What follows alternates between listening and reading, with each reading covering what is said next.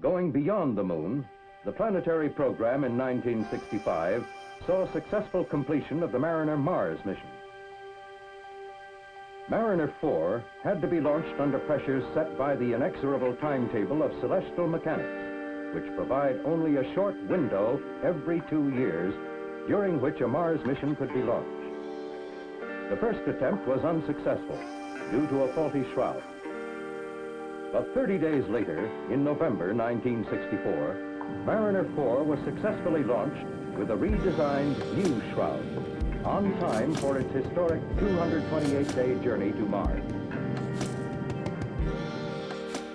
On its way, Mariner 4 gave us our first look at interplanetary space between Earth and the orbit of Mars. It found it very much like that between Earth and Venus, with one big exception. A notable peak in the impact rate of cosmic dust activity was recorded on the monitors of the Mariner project.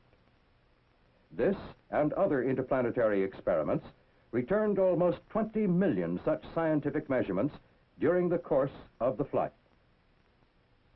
On the 307th day of flight, when it passed beyond effective range for data transmission, Mariner 4 was 191 million miles from Earth, a standing record.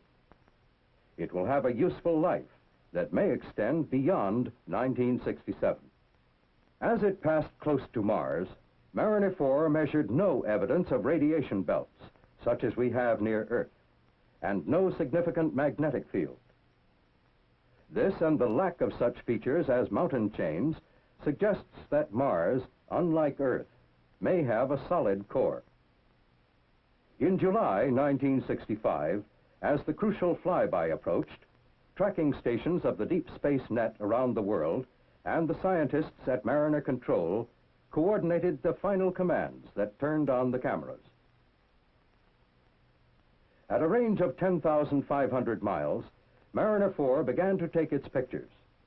There were 22 in all, and they would cover 1% of the surface of Mars. The picture data were stored on magnetic tape for later playback to Earth. As the spacecraft moved behind Mars, changes in the radio signals passing through the atmosphere of Mars were recorded. This occultation experiment showed the Martian atmosphere to be very thin and revealed the existence of an ionosphere. Picture information in digital form started to come in at 6 a.m. Pacific Daylight Time on July 15, 1965. Converted to shades of gray, this is what the first picture looked like. A revelation comparable to Galileo's first view of the moon through a telescope.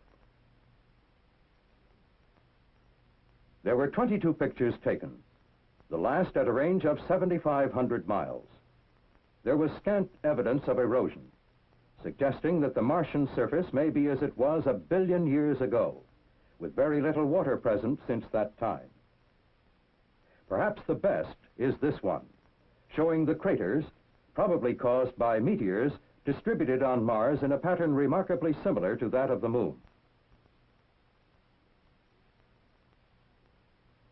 After picture playback, Mariner 4 returned to reporting on interplanetary space, with good data received up to last October 1st.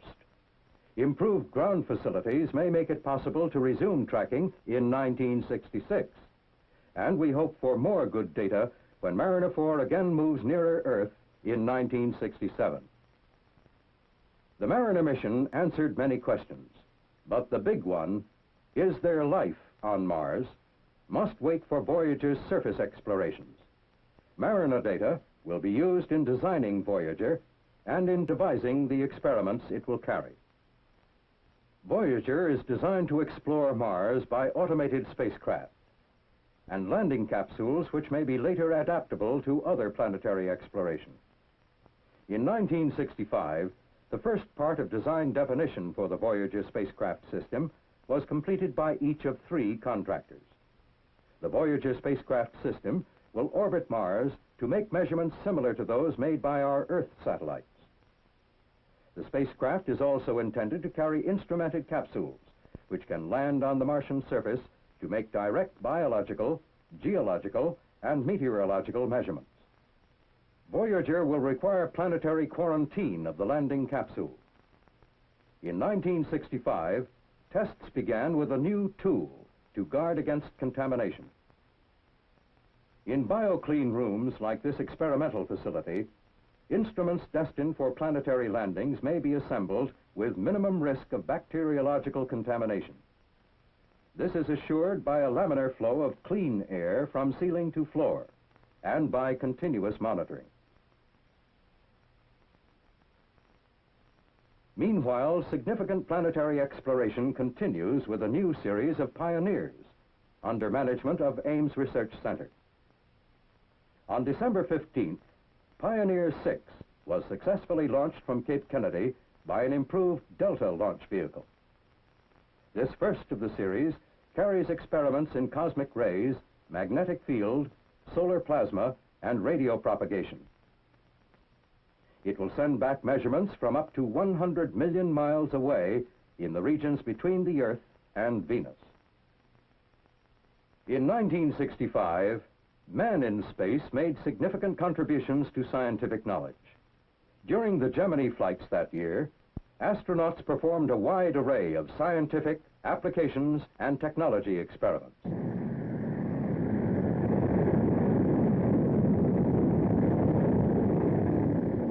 Most spectacular has been the color photography from the Gemini spacecraft. Photographs like these have immense potential for the study of geology, water resources, glaciers, oceanography, meteorology, forestry, and even agriculture. Physiological and biological experiments, in which the astronauts were either subject or experimenter, demonstrated effects of the space environment on man and other forms of life. Some 30 experiments are in preparation for Earth-orbiting Apollo missions, and 10 experiments are defined for emplacement on the lunar surface by an astronaut.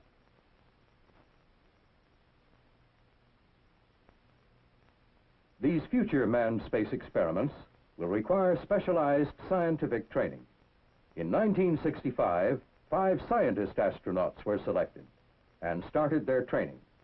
They are Dr. Owen Garriott, ionospheric physics, Dr. Curtis Michael, nuclear physics, Dr. Harrison Schmidt, geology, Dr. Edward Gibson, engineering physics, and a medical doctor, Joseph Kerwin. Many projects within the complex bioscience program relate to manned space flight, lunar and planetary exploration, or deep space probes. Accomplishments of the bioscience program in 1965 touch upon all of these areas. The first flight model of a biosatellite is now being built and tested. Ames Research Center, manager of the biosatellite program, has assisted experimenters to prepare 13 experiments for the first biosatellite flight, a 3-day orbit. Time-lapse photography shows the test cycle for some experiments to be carried. The effect of weightlessness on growth and movement will be studied using the pepper plant and wheat seedlings. Embryological development will be studied using frog eggs, and the effects of weightlessness will also be studied on the single-celled amoeba. 7 experiments will be flown to study the combined effects of weightlessness and radiation. Bacteria, mold spores, plants, and several insects will be used. This mock-up of the biosatellite shows the spacecraft and experiment configuration for the 30-day mission. In addition to the 3-day flights, the biosatellite will orbit the Earth for periods of 21 and 30 days to determine the effects of the space environment on human cells, rats, plants, and monkeys. The Physics and Astronomy program is of fundamental importance to our national space effort. A family of orbiting observatories under management of the Goddard Space Flight Center is a major element in that program. The first orbiting geophysical observatory was launched from Cape Kennedy in 1964. The second went into a nearly polar orbit from Western Test Range in October of 1965. Both had trouble in orbit. OGO-1 because two booms failed to deploy, and OGO-2 because of horizon orientation problems. Both were officially failures. They must, however, be considered very successful failures, based upon the quality and quantity of the data they continue to return. OGO-1 is still operating 15 months after launch. OGO-2, in orbit only a few months, has returned less data, but completed many successful orbits in the fully stabilized and pointed modes not achieved by OGO-1. It continues to give good data in its present spinning mode. Both OGOs have proven their capability to make a broad spectrum of measurements at the same time in the same place in the previously more or less separated fields of ionospheric, plasma, atmospheric, trapped radiation, and magnetic field research. A third OGO has been completed and is now undergoing tests at the contractor. Experience gained with the first two spacecraft has been incorporated into the design and test of this OGO. It will carry the same experiments as OGO-1 and will be launched early in 1966 from Cape Kennedy. The orbiting solar observatory, OSO, is very important to the physics and astronomy programs. In orbit above the Earth's atmosphere, it can observe the effects of the sun on Earth and interplanetary space without the blocking effect of the Earth's atmosphere.